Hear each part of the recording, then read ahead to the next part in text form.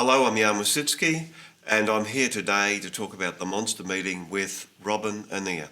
Robyn is the author of many books, all witty, all erudite, all eminently readable, and they include Bear Brass, which is the history of early Melbourne, and Nothing But Gold, which is the story of the 1852 gold rush at Forest Creek, otherwise known as Mount Alexander. And we're going to talk about that today, and in particular, we're going to talk about the 1851 monster meeting. Welcome, Robyn. Thanks, Jan. Can you begin by telling us about your connection to these goldfields where we live here in Castlemaine and to the history of the place? Back in 1852, when the gold rush to Forest Creek was in full swing, my, what were they, great-great-grandparents, Ben and Selina Annear, were at Burra, the copper mining centre in South Australia, which before the gold rushes had really been the main mines in Australia, the main mining centre. They were Cornish and had come out there to work the mines like Cornish folk did. And like Cornish folk, they heard of the gold rushes over here, and South Australians in their thousands were drawn across here. The Burra mines were deserted, and those two Annears and their children were among those who did the deserting. And they came across here, came up the difficult road from Melbourne by bullock dray, and ended up at Bendigo, at the White Hills, so called because of the white clay. And Selina, my great-great-grandmother, famously, when helped down from the bullock dray, looked disparagingly at the ground, at the muddy ground at her feet, and said, "I don't see any gold." And that pretty much set the tone for their fortunes on the goldfields. Luckily, Ben was a stonemason by trade, and of course building was booming in Melbourne, so before too long they were drawn back there. But nonetheless, I have this connection with Central Victoria and the goldfields on the other side of that of my family. We married into Bendigo mining folk, Cornish folk again, and so there's this sort of gold mining in the blood and Central Victoria in the blood, although I'm Melbourne born and bred. Okay, and the book Nothing But Gold deals with 1852, but can we go back to the year before, or late 1851, when the goldfield that was called Mount Alexander, also known as Forest Creek, because that was the creek that it was on where it began. Can you paint the picture for us? What did the Forest Creek gold rush look like in December 1851, just before the monster meeting, when this rush was, say, 6 weeks old? That's right. It was about the gold rush here in Forest Creek, Mount Alexander, was about 6 weeks old. It dated back to, because we were counting things in months and weeks when we're talking that early gold rush history, dated back to the beginning of November 1851. People had rushed here from Ballarat principally, which had been the scene of attraction, as they called it, immediately before gold was discovered on Forest Creek. And they rushed here in numbers. And of course, more people were joining the rush all the time. Word was getting out, not by email or any of the modern means, of course, but by those times equivalent, the newspapers, which travelled across colonial borders to New South Wales and South Australia and Van Diemen's Land, Tasmania. And people were increasingly coming from those parts of the Australian colonies at the time that the Mount Alexander rush was on. So what that meant was more and more people were surging up the road from Melbourne and from the ports, and because that was how they were travelling here from New South Wales and so on. So more people were joining the rush all the time. Why in particular getting right to here when there were other gold rushes they could go to? This was the big one. The gold at Forest Creek was easily one gold compared to what had been found anywhere up until then and for quite a while afterwards. It was very close to the surface, alluvial gold, and not just alluvial gold, but alluvial gold, they said it was in the grass roots, so you could pull up a bit of grass and there were little nuggets dangling in the roots. A beautiful picture, and this was people's experience of this place. And of course, there was lots of grass. It was the end of spring. There was a drought on, but nonetheless, you know, you can imagine those the little frosting of grass at Forest Creek, pulling up a bit of grass to lay your tent down and there was the gold dangling in the roots. So it was that sort of gold. It was the end of spring, so even though there was a drought on, there had been rain, there was water in the creeks, it was the most attractive scene you could imagine for discovering this place. If you'd come here, if gold had been discovered here in the summertime, not near as many people would have come because the creeks would have dried up, as they very shortly did, but it was the perfect time for discovering gold here. So at the beginning of December, how many people were here? Counting people, figuring out how many people were at any gold rush is so difficult. Yeah. It was so difficult at the time, in retrospect more so. People always seem to count them in tens of thousands. So there may have been 10,000 people here. There may have been as many as 30,000 people here at that time. It's it's a very fluid situation. And that's the image that the words gold rush give you, because people didn't just come to a spot. They spread themselves thinly and thickly out across the landscape. And it's interesting, from reading accounts, they say there was suddenly a gold rush at Red Hill, and we know now that gold rush is about 300 metres from what they were calling the last gold rush. The scale of their little gold rushes is so compact. That's right. A gold rush could just be from one gully to the neighbouring gully or to the neighbouring flat, but you did actually rush it because it was important to stake your claim, to actually be there, have your tools there at all times, and your tent close by if possible, because you had to keep an eye on that claim. It was so easy for it to be jumped. It had to appear to be being worked. So people did appear to swarm from one spot to another. You couldn't just say, look, that's my claim over there and I'll get around to it eventually. You did move from one spot to another. The rush really happened, just like the word suggests. So running.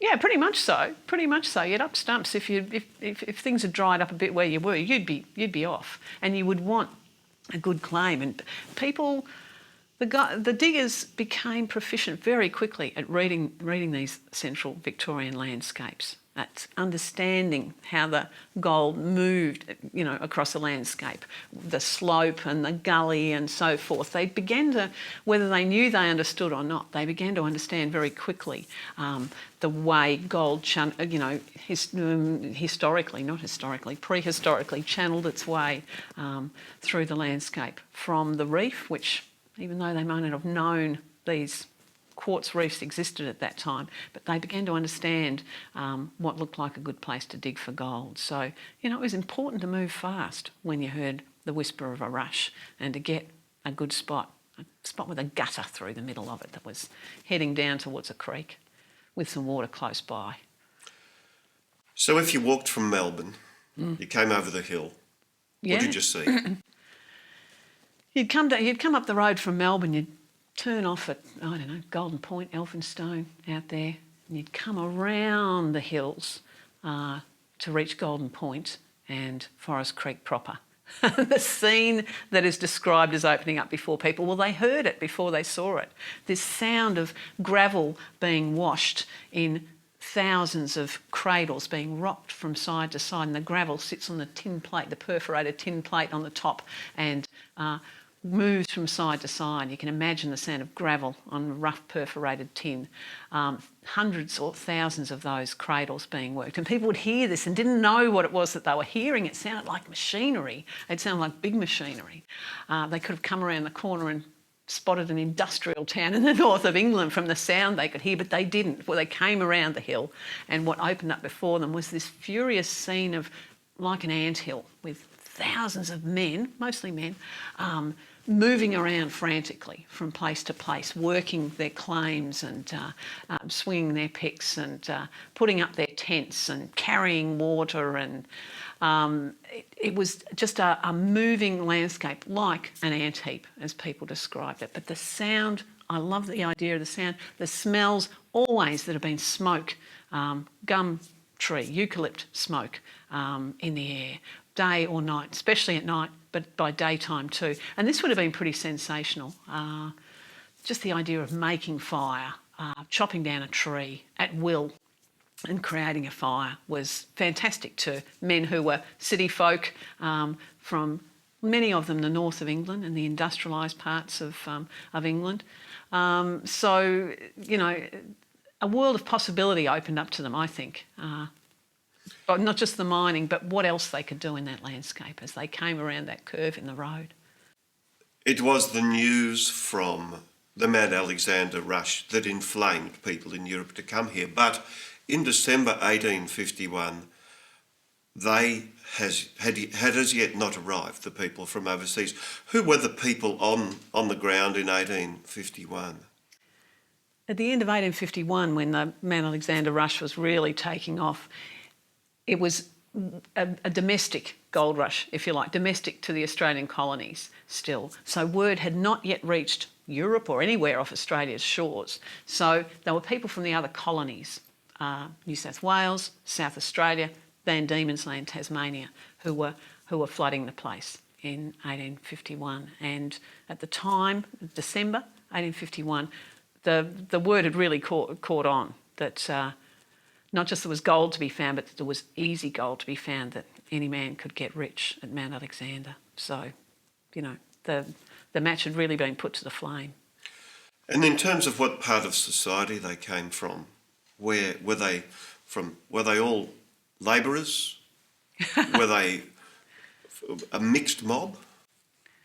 I reckon it seems as though in this early domestic phase of the gold rushes, there probably were more working men, whether they were miners who were coming across, the only experienced miners almost in Australia at that time, coming across from the copper mines in South Australia, or whether they were convicts, ex-convicts from Van Diemen's Land or New South Wales, from Sydney.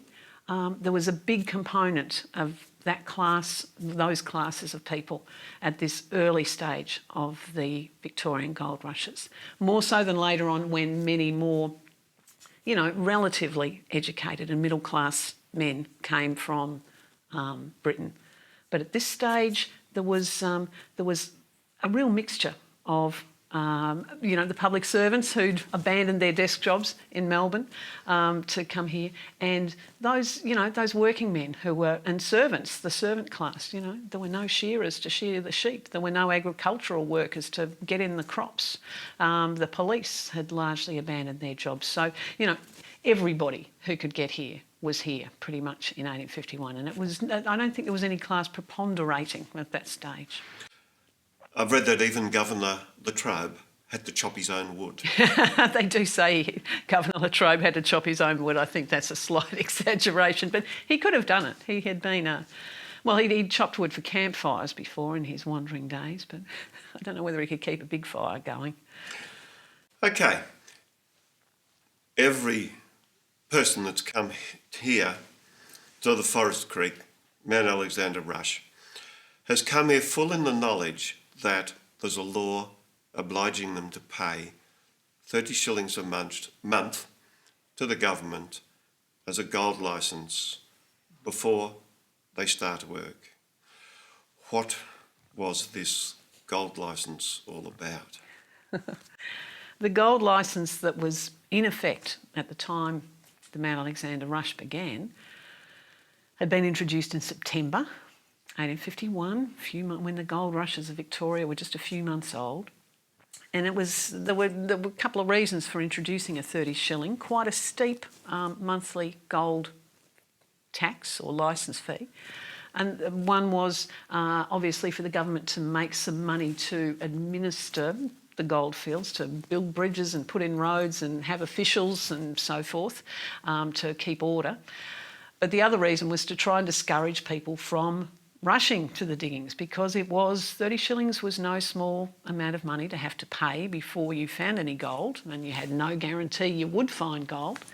So it was a deterrent as well. It was to try and keep some order in Victoria in that way, try and keep servants at their jobs and police in their jobs and keep the machinery of the public service working and keep order. So there's an inner contradiction, is there, in the government's motives. They want to keep people coming to the goldfields. They want to stop them coming to the goldfields. But if they do, they want revenue. Yeah, I think the government more wanted to keep people from prevent people from coming to the goldfields, discourage them, create a deterrent, rather than have them come here. But yes, if people came here, I think you can almost see the licence fee as a penalty in a way, certainly as a deterrent. And I think the government would have liked to keep people away from the diggings until the government, could get some of their business folk friends to take charge of the diggings, to start some companies, and to then hire men to work for them in an organised, an orderly fashion. That was what the government would have preferred, and they were working on exactly that kind of scenario behind the scenes. But in the meantime, a 30 shilling a month tax was seen as a fair sort of deterrent, or, fee for having a bit of a crack and seeing if you could become a rich man yourself. So what do you think was going through the mind of Governor Latrobe then, if, say on the 9th of June, he offers a reward for gold found within 200 miles of Melbourne, with the motivation for that to stop everybody sculling up to New South Wales to dig gold up there. So he offers the reward in June. In about August, gold is found, and he's suddenly trying to stop it. He doesn't give you the impression of a government who's thinking. I think what happened, Governor Latrobe and his government did not offer a reward. It was the burghers of Melbourne, the Melbourne City Councillors and businessmen of Melbourne, who, in a sort of consortium type fashion, raised the reward money and offered it to whomsoever could find payable gold within 100 miles of Melbourne. Oh, so what was their motivation? Their motivation was to stop people from rushing to Sydney, because their livelihoods depended on business not fleeing to Sydney and to New South Wales. So they wanted Melbourne to be the centre of action. Now, Governor Latrobe probably wasn't all that happy. I mean, he didn't want to lose all the population of Victoria to New South Wales when his colony had just been created through the Act of Separation from New South Wales. But on the other hand, he would have far preferred things to happen in an orderly fashion. And he presumably, had mapped out in his and his executive council's minds the kind of colony that this new Victoria was going to be. And it did not include having a gold rush with tens and hundreds of thousands of who knows who, adventurers, as they were called, flocking there to make what they could of the place. He and his men, they wanted to be the ones who had the say about the shape that Victoria took. And it would have been a gentleman's colony, not an adventurer's colony. So he wants a gentleman's colony, and he finishes up with a colony that within weeks of its beginning is in existential chaos. Existential chaos. I love that image. And these men who flocked here, they were adventurers in the multitudinous meaning of that word. They were out for an adventure, but they were also adventurers in that they were out for themselves and to make something for themselves. And they weren't the sort of men like Governor Latrobe and his peers considered should have been making anything for themselves. They were more so men of the servant and employee class. The government wasn't happy about that. But they were also trying to, through initiating a licensing system, if you didn't have a licence, you could be, pretty much branded as a vagabond, as a vagrant. They were trying to put labels on these men. The other thing in that licence was you had to produce evidence that you'd left your employment with permission to do so, to gain a licence. That's harking back to the good old days of serfdom.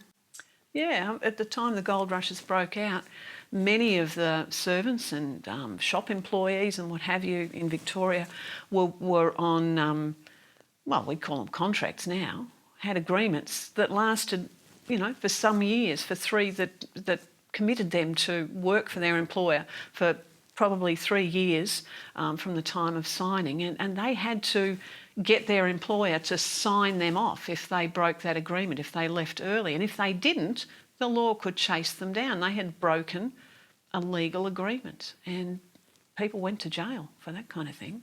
Was this the Masters and Servants Act? It was the Masters and Servants Act, yes, that's right. And you could be forced if you could choose to go to prison if you left your master without permission, without being signed off, or if you didn't go to prison, you had to agree to go back and work for him and work out the remainder of your agreement.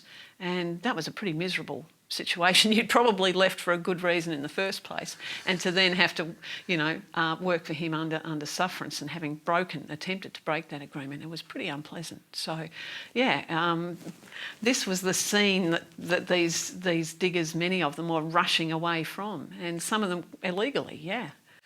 So from Governor Latrobe's point of view, and for the good burghers of Melbourne, did the gold tax work?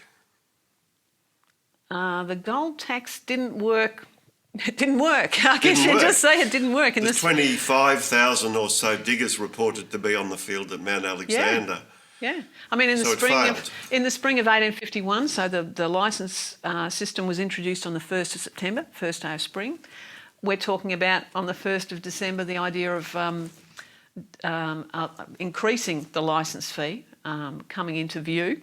What that was telling us that was over the course of the spring, the licence system did not work. It did not work as a deterrent. It didn't stop people from leaving their places of employment and rushing to the goldfields.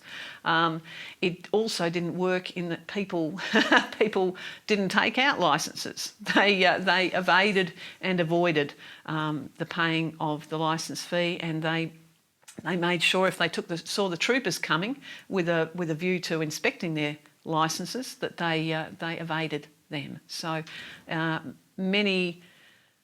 many of those on the diggings were unlicensed diggers at the end of spring 1851. Yes, the diggers' friend, the newspaper The Argus, their friend at the time, seemed to think that about 5,000 possibly of the diggers had taken out their licence. But this was very early days, and Latrobe was scrambling all over the place to get the administration together.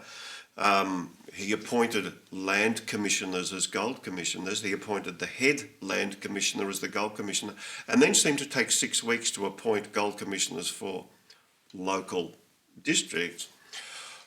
What resources, police-wise, did the gold commissioners have to actually collect a licence back in 1851, December?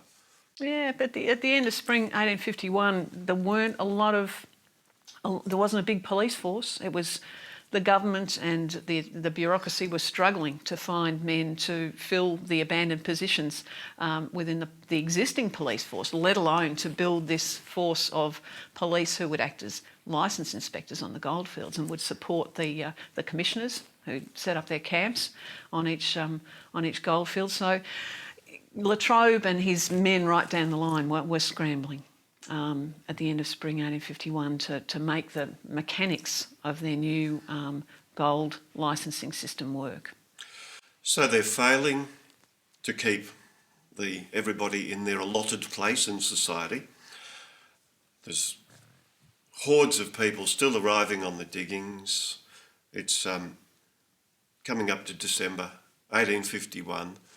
What does Latrobe do?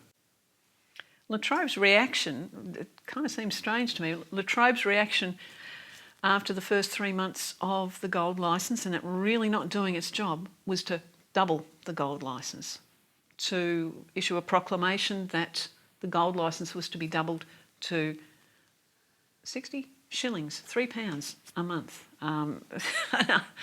Unheard of amount of money. And certainly that, one can only imagine that he was thinking we really need a deterrent at the end of spring with shearing and crops to be got in and, the city to be kept going. We've got to stop people rushing to the diggings and this is the break that will do it. That's what he was thinking, I'd imagine. He's an otherwise sophisticated man. Mm-hmm. There's lots of newspaper editorial and lots of letters advising that this ain't going to work. There's talk that it should be a royalty because that's fair. And he just seems to be, in spite of all of this, very simplistic, is it, in his thinking, with the good old Aussie law and order solution that we see rear its ugly head throughout Australian history. I'm sure the law and order solution was certainly there in Latrobe's mind, and he wasn't thinking about fairness for the diggers in terms of it would be fairer for the diggers to introduce a royalty system where they'd pay for what gold they found rather than pay in advance for the possibility of finding gold. But he was also panicking. I mean, he lost control of his new colony, and apart from it being a disappointment, he was panicking, and he wasn't a strong authority in himself. That wasn't the kind of man he was. He didn't come from a military background. You know, he was a gentle soul, really, and he'd never anticipated having to deal with this sort of situation. Apart from that, he was, as a governor of a colony, a British colony, he really had no authority, nor did his government, to make laws about disposal of Crown land or any rights on to use Crown land or to use the resources from Crown land. That was what we were talking about with the gold rushes. The land belonged to the Crown and so did the gold within it. Now, he was having to make laws and rules on the run with no knowledge yet, because the posts took so long, the mail took so long to get to England, to be considered by Parliament or the Colonial Office, and for word to come back. He was completely in the dark through these months as to what would be thought of his actions in London. And he wasn't sure whether he'd get word back saying, "Stop, you've done the wrong thing." He was trying to anticipate what the Colonial Office and the British government would have him do. And he was concerned that he was giving away too many rights to extract the Queen's gold. And with the doubling of the licence, he adds a little rider that tent keepers and cooks also have to pay the licence. I looked at that and I thought, aha, so they've gone to collect the licence and the law says everybody digging or looking for gold must pay the licence, and the bloke says, "No, mate, I'm looking after the tent today." Or I look after the tent all the time. So he's just trying to nab a little bit more at the edges there. I think so, yeah. That's certainly the expanded law, the 60 shillings, and the expanding it to take in anybody who was on the goldfields, and that included doctors and ministers of religion and all sorts of people. It was a wholesale deterrent, I'm sure, but it was also to try and catch everybody in the net. So when he doubled the licence, how did the diggers respond? The diggers naturally didn't like this doubling of the licence fee. Most of them were not. They were still new diggers. They were still learning how to do it. They were still literally breaking new ground. And while some of them were getting rich, 60 shillings was beyond per person. And most little mining claims were worked by a party of, say, 5 men. Just imagine how much money that was going into a single claim, and you had no idea when you broke that ground whether you were going to find gold. You might find gold in the grassroots, but were we going to keep finding gold there? You couldn't tell. My reading suggested that for some parties, they worked as many as 40 claims before they found one that made them rich, that really paid, that made it worthwhile. That's a lot of work. That's right. So a rush would break out, you'd go to where somebody had found a lot of gold, you'd take out a claim near them, you'd dig like crazy, and you too might find lots of gold, but you just might not, and a lot of them didn't. So I think at this stage of the diggings, where most diggers were relative new chums and still, figuring out the ways of gold, and getting rid of the blisters from their hands and working out how to use the tools. They were still novices, and this was a lot of money to ask of novices who may not make that money back in the course of a month. So diggers didn't react well to that, nor did they react well to the fact that the new improved licence fee was going to have a rider on it, which if you were found without a licence, you were liable to be prosecuted under the vagrancy laws. Now, the old licence had not been attached to the vagrancy laws. The new one was to be. So this brought a whole new level of prosecution and punishment. So what did vagrancy laws mean? Because today, to be a vagrant is a very minor offence. Being a vagrant wasn't such a minor thing in the 19th century. It had, apart from the fact that it didn't sound good, and nobody wanted to be labelled a vagrant or a vagabond, which was another part of the same. It was a scale of vagrancy, and a vagabond was one step up.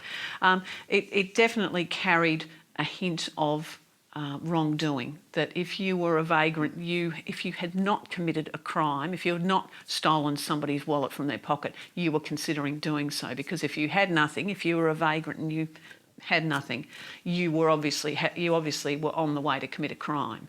The Vagrancy Act had all sorts of things about if you were found wearing slippers, or if you had your face blackened in the street at night, that you could be booked under the vagrancy laws. So there were these suggestions that you were seen as being, a housebreaker in the making. So if you hadn't actually committed a crime, you were about to. And diggers reacted, and admittedly they were whipped up by the Argus, who seized on this. But if you read the Argus and saw what it was saying to the diggers, what it was telling them they ought to be incensed and outraged at being labelled vagrants and vagabonds. And rogues, a rogue and a vagabond. These were legal terms under the Vagrancy Act. Just the sort of names bands call themselves these days. That's right. It means nothing now. In fact, we'd be quite proud to be labelled a rogue and a vagabond, but not then. Not then. So as a result, we come to what happened here, which is called the monster meeting. Do you know the background of monster meetings, just before we come to our monster meeting, the background of monster meetings in the world? What was a monster meeting? A monster meeting in the 19th century context, it was a bloody big meeting. It meant big. Monster didn't just mean a ferocious being in folklore, but it meant anything that was very large and of ferocious aspect. So you can see why this would lend itself to a protest meeting. If you or its detractors labelled it a monster meeting, they were saying, there were a lot of people showed up and they presented a ferocious aspect. They weren't happy.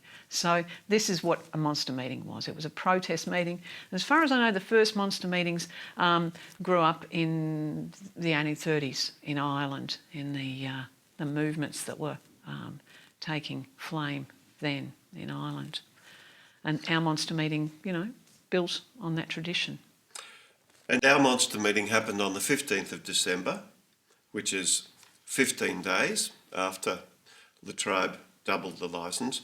It was preceded by a smaller meeting the week before that met to air the grievances, but also called the big meeting to come.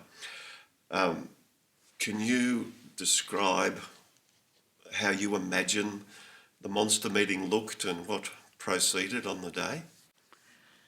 The people were called to the monster meeting by placards, by handbills that were scattered around the diggings, but also by big bills which were pasted or nailed onto trees around the diggings, which were our websites on the diggings of 1851. So you'd see one of these big placards saying, "Fellow diggers, meet and agitate," and all the rest of it.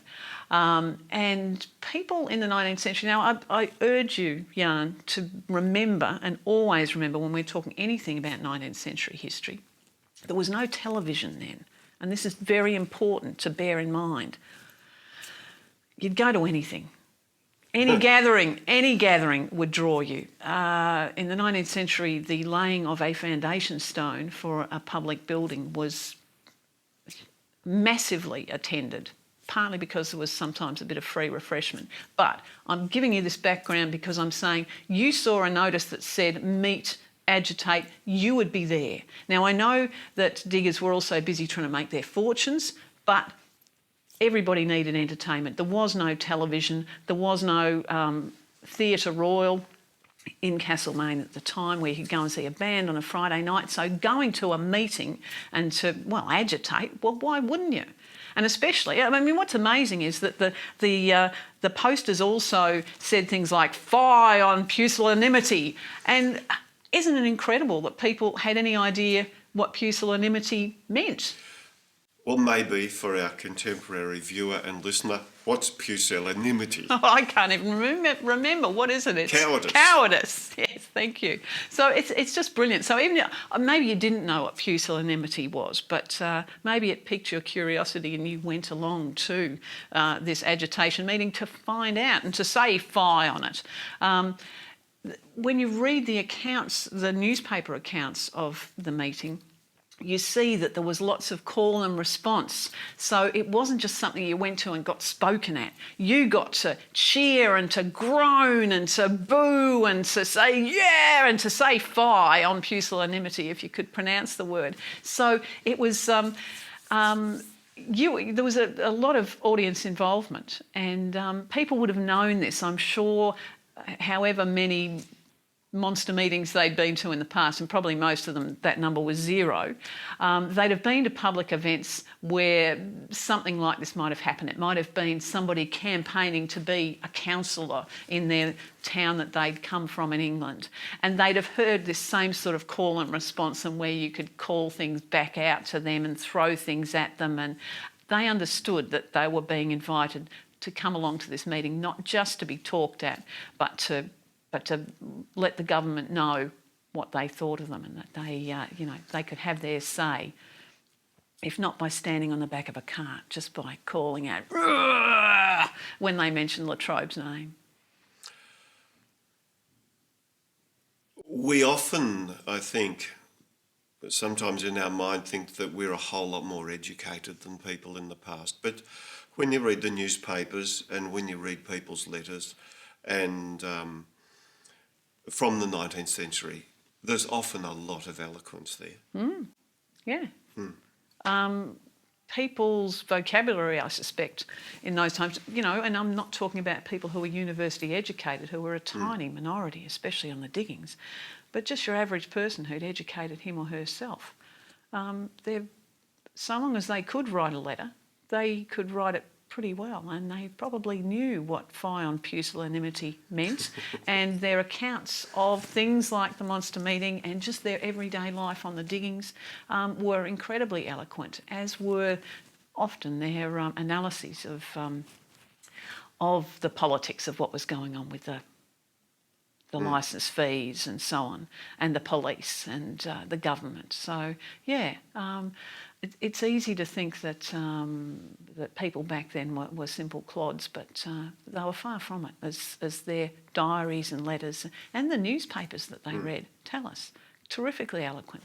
People often read, on the diggings, would have read those newspaper accounts and editorials from newspapers like the Argus aloud around their fires at night.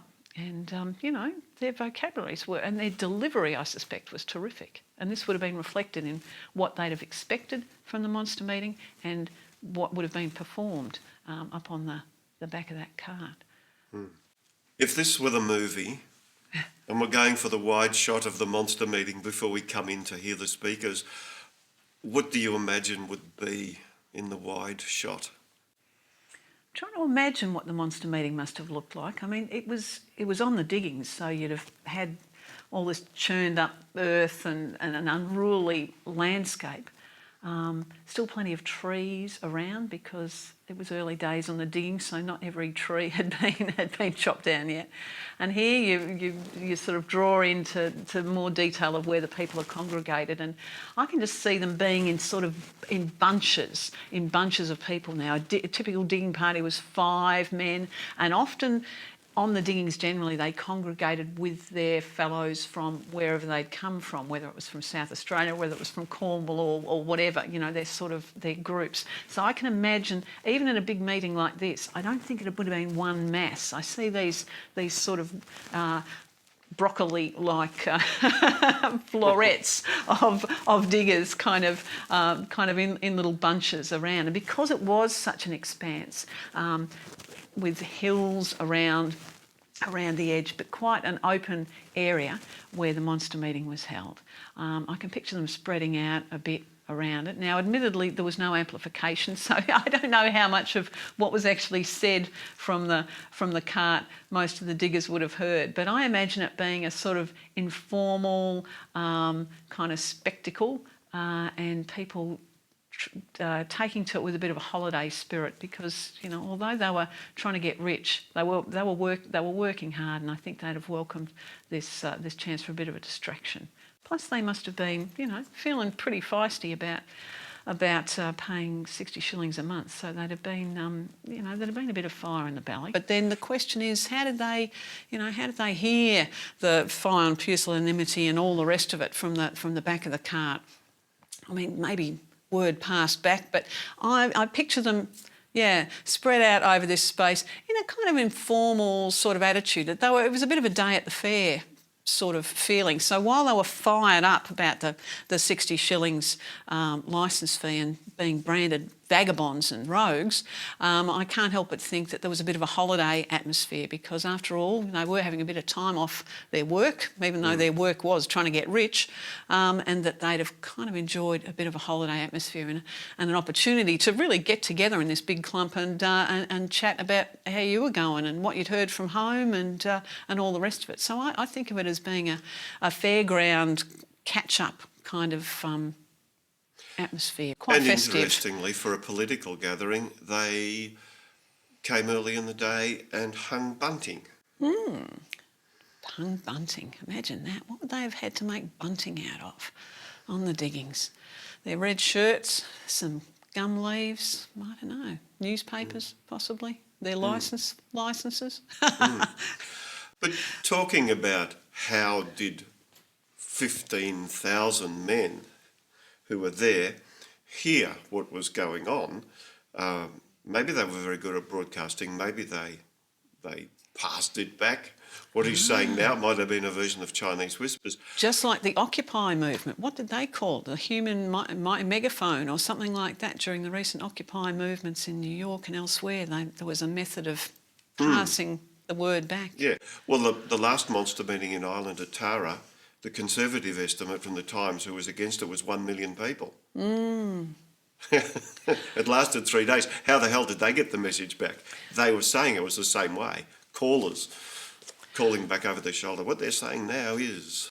And perhaps this is why it was so important that the newspapers played the role that they did in reporting verbatim, however verbatim was. It appeared to be verbatim, the speeches of the people who stood on the back of the bullock dray at the monster meeting.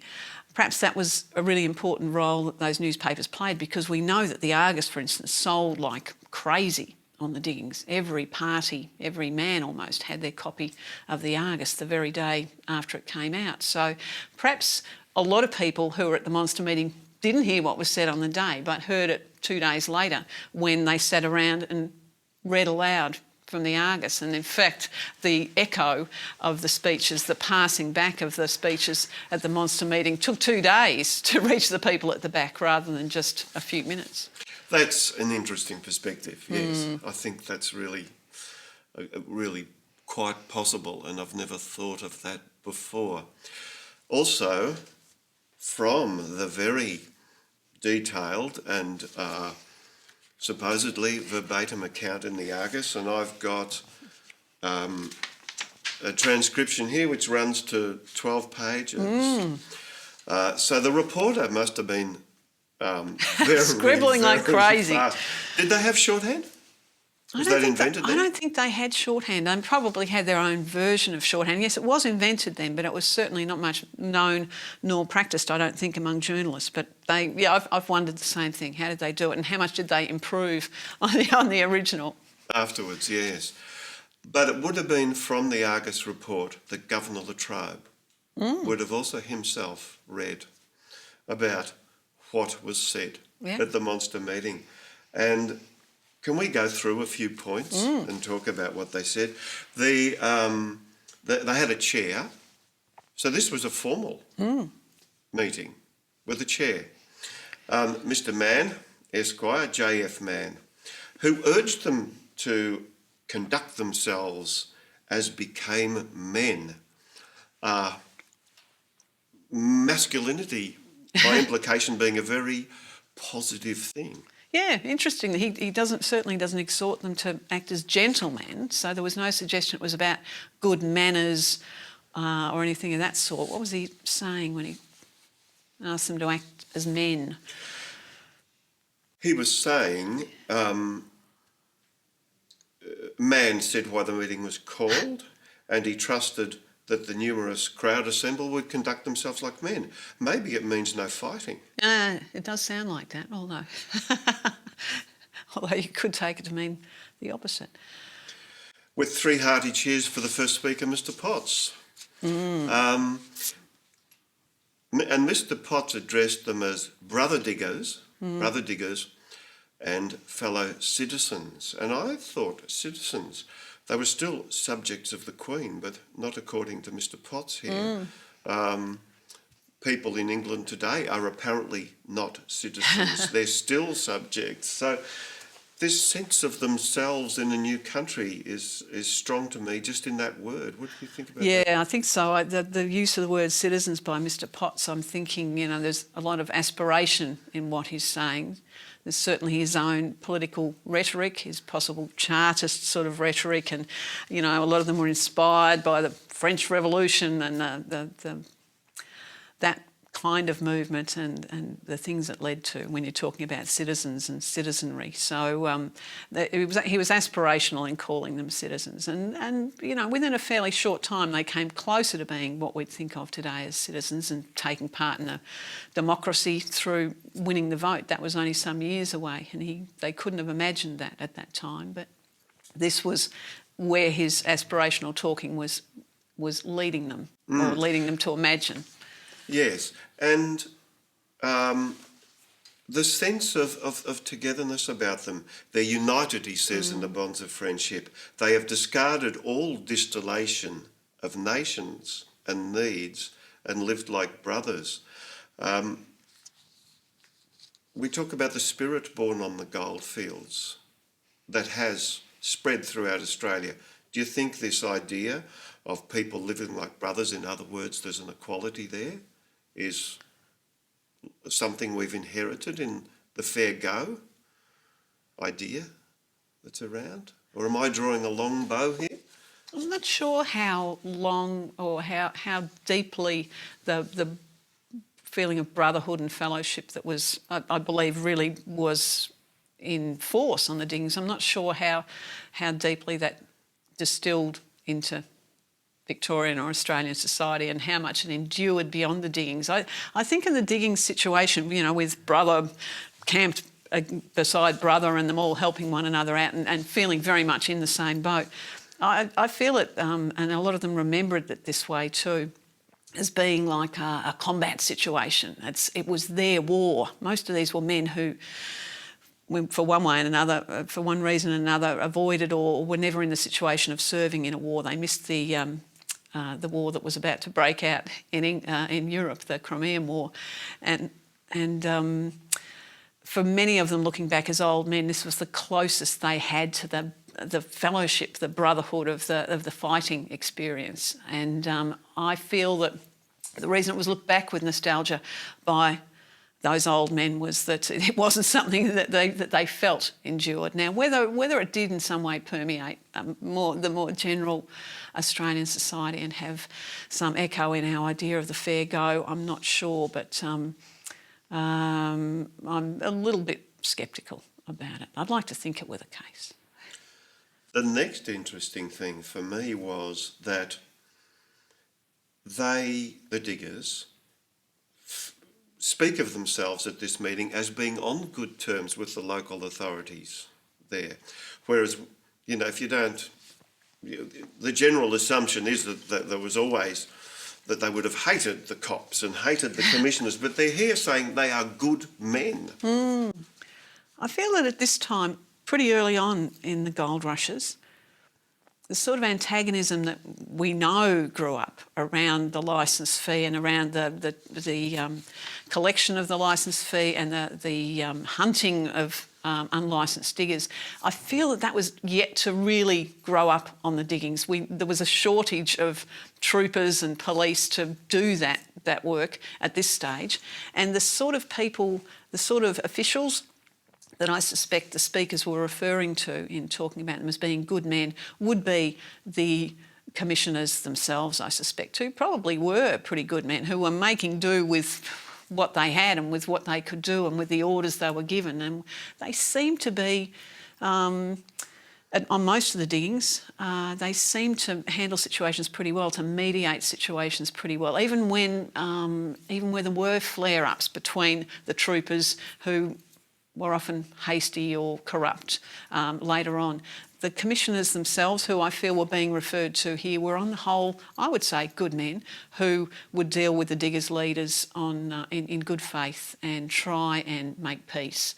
And I'm sure that they were pedalling as hard as they could to keep peace and to do the right thing. I mean, diggers were also very keen at this stage to have more police, to keep order, to keep their gold and their possessions and their lives safe. So I'm sure they were working. The leaders were working closely with the authorities in that way too, to keep good order on the diggings and basically to keep their possessions and lives safe. And as Potts says, they're not interested in physical force. The diggers are interested. He advocates in moral force. Yeah. Well, he and others of the speakers were in talking about moral force and moral suasion, as they used to call it then. These were very much fashionable terms at the times of speakers who were talking in favour of democracy, of citizenry, of the sort of Chartist ideals that many of these men had brought with them and were standing on the cart to expound. Yeah. But the power of reason, and we're coming out of the age of reason. Yeah, you can see these things at work. Yeah. But their language is great. We're willing to pay a little. They weren't objecting to a tax. But skinned alive, we will not be. I mean, it's fascinating. You can hear in this, and they were, as represented at least in the Argus, they were terrific speakers, terrific.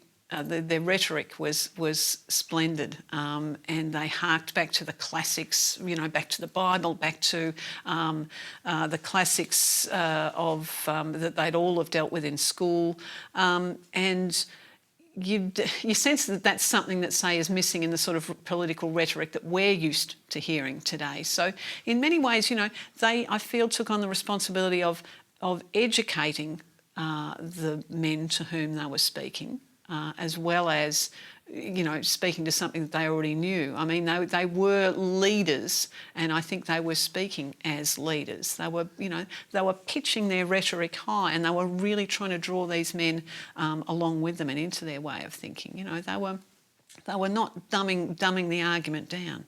So how much of this is rhetorical from Potts again? I hope, brother diggers, as a Briton, and they're all proud of being Britons, absolutely, such unjust taxation will not be the cause of separating these splendid colonies from the mother country.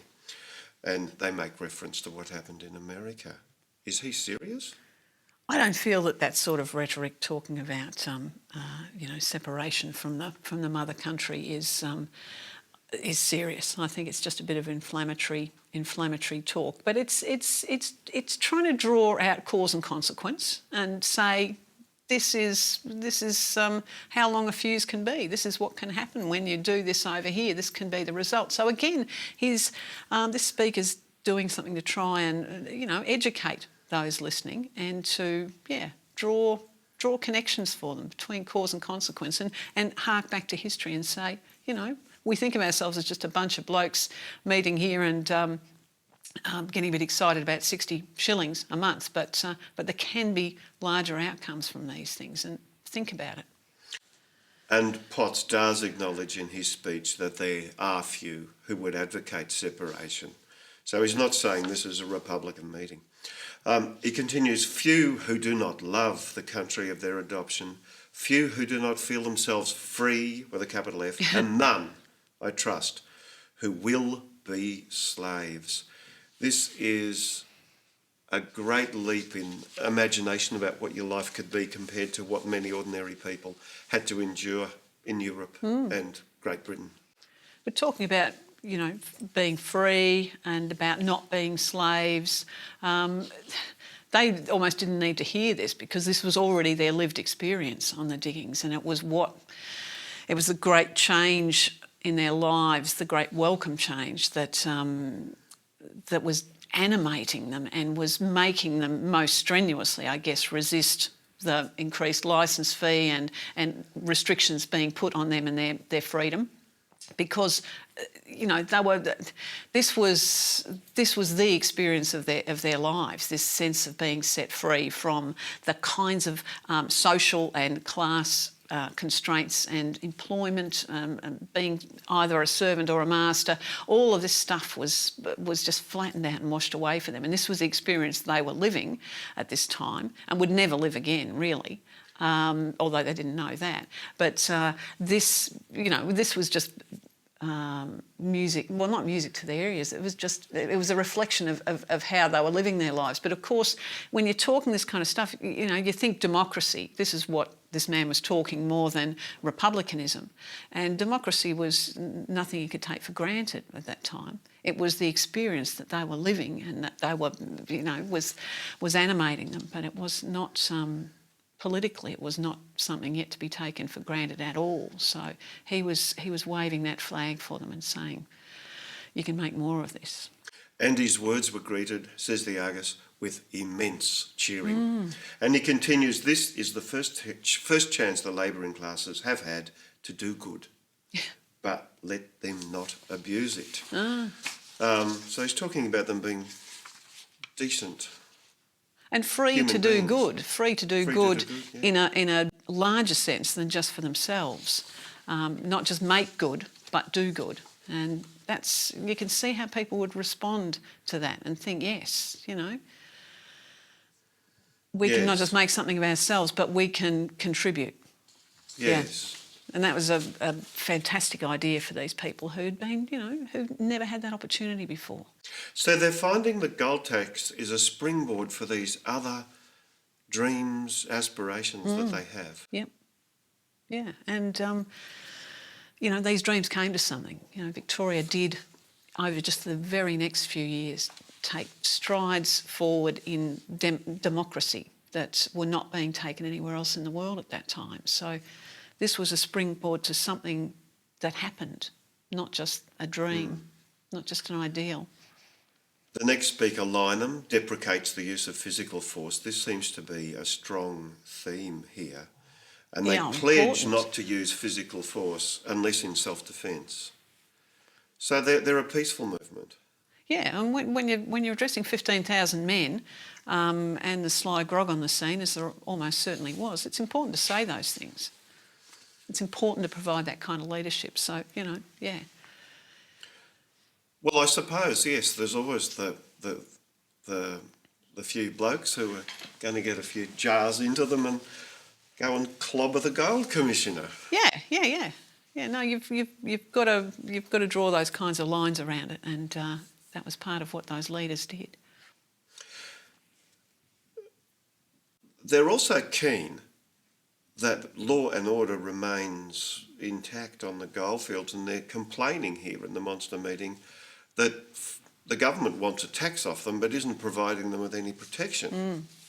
Yeah, that's right. The need for police and for law and order was something that the diggers were crying out for it at that time. So, you know, that was another part of their disgruntlement, of course, was they were already paying a high price and were being asked to pay a higher one and were being given very little in the way of protection in return for that. And it was, you know, that was front and centre of what they were thinking about. They had gold buried under their pillows and about their person, and were hoping to get more, and they wanted somebody to look after it and them. A following speaker once again throws in the American experience. Harrison It was unjust taxation that caused the United States to throw off its burden, and unless the government learnt a little wisdom, an additional tax might lend to the same result here. Are they holding this out as a bit of a long-term threat? Or as you said, this is a possible end result. Yeah, people in talking Tea Party talk there were trying to draw lessons of history, and that was very much a rhetorical way of talking and a way of using history in those times more than now, saying, look at this, it began this way, this is what it led to, and things that have small beginnings in a distant part of the British Empire can lead to bigger things, and you are part of this. So it was again the leadership doing some teaching and some guidance along the way, and trying to encourage this mass of men to draw connections, not just between what can happen, but also what power resides in them as a group, and where it could lead to. But Dr. Webb Richmond goes to what was to me a really surprising suggestion. How serious it is, I'm not sure. He says that these diggers are like a large mercantile firm requiring good management. And they would find themselves compelled to a system of self-protection. And he should recommend an association having a joint stock bank to issue notes, melt gold into bars, assay and stamp it, export to the best markets the surplus not required as deposit, and secure the stability of the bank. This isn't the talk of a mob of clodhoppers, is it? It doesn't sound like clodhopper talk. It's true, and it would have. I imagine that kind of talk would have given the government some heart, while at the same time concerning them. I mean, he was talking on the one hand about bypassing the government, revenue-wise and all sorts of wise, but at the same time he was talking about order, and he was talking about the kinds of structures that a government and mercantile men would relate to. So, but, I just feel there were, as you'll hear at any kind of protest meeting, or perhaps not at any, these men were themselves as individuals, and some of them, I suspect, were cranks, and had some, had their own take on it, and they were all giving it a red hot go. So his were a bit out of left field, I reckon. But I'm sure, I don't know what sort of expression it would have brought to the face of Governor Latrobe to read that in the Argus the following day. And Mr. Potts, one of the latter speakers, he says something that it's so surprising because we take it so for granted. There are few people who properly understand what a government is or what it ought to be. It should be the chosen servants of a free people, and to be just, they ought to be right-minded people. But just that somebody is pointing out that the government ought to be representing are the servants of a free people. It's a bit of a mind leap to go back to a point in history where that wasn't an assumption. That's right. The idea of the government being servants of a free people was something that was an aspiration at that time. It wasn't a reality for those people. The blokes on the diggings did not have the franchise. They didn't have any electoral say. They were represented by a government which was really only concerned with the interests of the squattocracy, of the people who held the land under very cheap rents, and they had all the power, and working men, including diggers, had no power. They had no vote. These were things they aspired to, which were really only a few years off, but nobody could have dreamt at that time that they were only a few years off. These were things that they hoped, things that they could never have hoped to achieve in their lifetimes at home, I wouldn't think. And yet they felt themselves to be close to the political process, that here they'd come to a place where they did feel free. They did see a mass of men who felt like them. And I think they felt they really could make a difference, that democracy was something they could they could effect, that they could make happen, that they could make happen here, even though they felt they wouldn't have stood a chance of doing that at home. I mean, democracy was not a reality for them then, and it did become one within a few years. Democracy being the mode of government under which Victoria operated. They did get the vote. They did, many of them, stand in Parliament. They did make a difference. They were those free people whom politicians were at least meant to be servants of. So they were talking about something which was no way was it ever going to happen in the place they'd come from any time soon. Here they felt they could make that difference, and, you know, it would turn out that they were right. So he was trying to inspire them to know what power they had, to know what that feeling of freedom that they all had, which was just, you know, the freedom to dig for gold, the freedom to chop down trees, but where that could lead, what the reality of that could be. And, you know, it worked. So the meeting concludes in the early evening. Hawes Sax Horn Band, who have played at the start of the meeting, play another tune. Everybody retires to their campfires for the night. A few days later, they find that Latrobe has backed down. He's not going to double the licence, but he does institute a system where any police collecting licences and finding a digger unlicensed will get 50% of the £5 fine, and he institutes a system of informers who are paid to dob in diggers. And we're not going to go into all of the rest of the history now because we haven't got time, but this is the bad police stuff that really leads through to Eureka.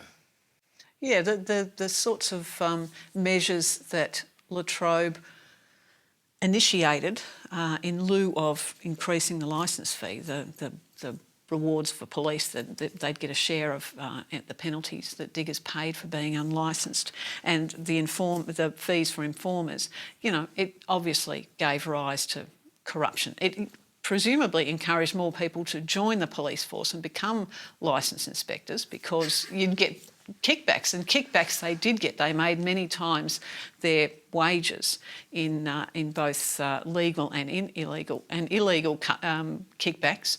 So yeah, it must have done a lot for recruitment of police, but probably the wrong sort, and it gave rise to the kinds of institutionalised corruption which would eventually, you know, lead to Eureka. Like ticket inspectors on Melbourne's trains armed on a cut of the take. Ooh dear. Couldn't be good. Looking back from today, what's the legacy of the monster meeting for us? What can we take out of it? I guess looking back to the monster meeting all these years hence, the sort of talk and the sort of spirit that was manifest at the meeting, which was that feeling of freedom that people felt invested with, which was still so new to them. It led to something, and it led to something that we take for granted today, the idea of, well, democracy is the word. It describes all sorts of things that we take for granted, but democracy is one of those things, a big one of those things that we take for granted that was not a reality for those people, but they were imagining in a really vivid way for the first time, and was being put into words for them. They were being given the mental picture of it, of how close it was by the men on the back of the bullock tray there. So, you know, they made it happen. They made democracy happen, and Victoria led the way, not just within the Australian colonies, but, you know, worldwide. We did those things before, the things that add up to democracy, before other places did. And, you know, this is the talk that made it happen. It kind of harnessed that feeling of freedom and led it somewhere.